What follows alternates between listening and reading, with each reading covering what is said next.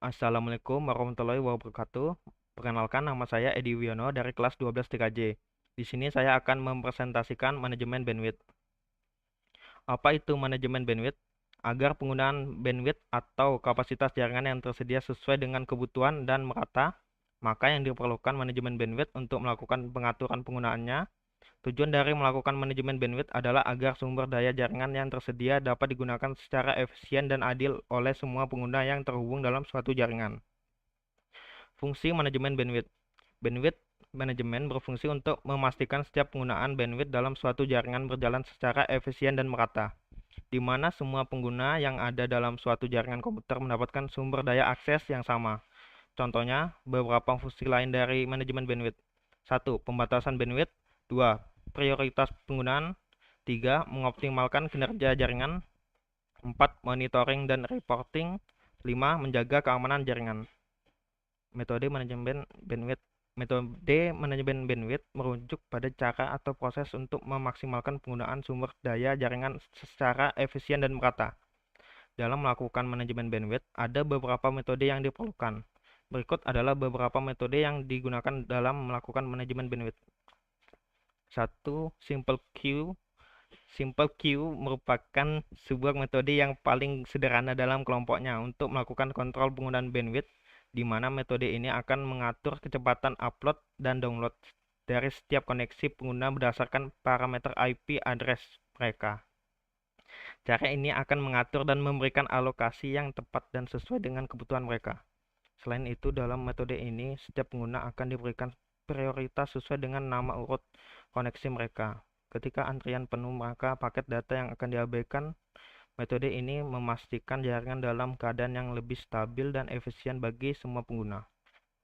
Q3 dalam metode Q3 administrator jaringan melakukan pengaturan bandwidth lebih terperinci berdasarkan kriteria yang telah ditentukan. Sama hal dengan namanya, metode ini menggunakan struktur bentuk pohon untuk mengatur setiap alokasi bandwidth dalam suatu jaringan. Setiap node atau simpul susunan jaringan diberikan alokasi penggunaan jaringan yang berbeda. Hal ini dilakukan agar penggunaan bandwidth dalam suatu jaringan berdasarkan dengan kebutuhan yang diperlukan oleh pengguna atau aplikasi tertentu yang sudah ditentukan. 3. Shared atau up to. Metode shared atau up to dikenal lebih fleksibel dari penggunaan. Hal ini karena dalam suatu jaringan alokasi bandwidth akan dibagi secara merata kepada semua penggunaan yang terhubung pada jaringan. Ketika pengguna tidak sepenuhnya bandwidth, mereka akan digunakan oleh pengguna yang lain yang membutuhkan. Misalnya ada dua pengguna dalam suatu jaringan dengan alokasi bandwidth 10 Mbps dan masing-masing diberikan 5 Mbps. Tetapi pengguna pertama hanya menggunakan 4 Mbps, maka pengguna kedua akan menggunakan sisa bandwidth yang tersedia sehingga totalnya menjadi 6 Mbps. Prioritas trafik. Metode ini prioritas trafik merupakan sebuah teknik untuk mengatur prioritas dan pengalokasian bandwidth pada jaringan komputer. Tujuan agar lalu lintas data yang lebih penting akan diberikan prioritas lebih tinggi dibandingkan lalu lintas yang kurang penting.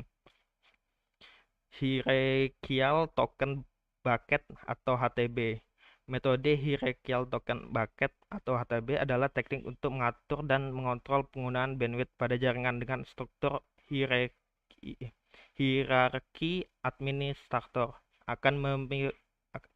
akan memprioritaskan penggunaan bandwidth berdasarkan jenis layanannya, di mana penggunaan bandwidth dikontrol dengan menggunakan token bucket. Sekian, terima kasih dari presentasi saya. Wassalamualaikum warahmatullahi wabarakatuh.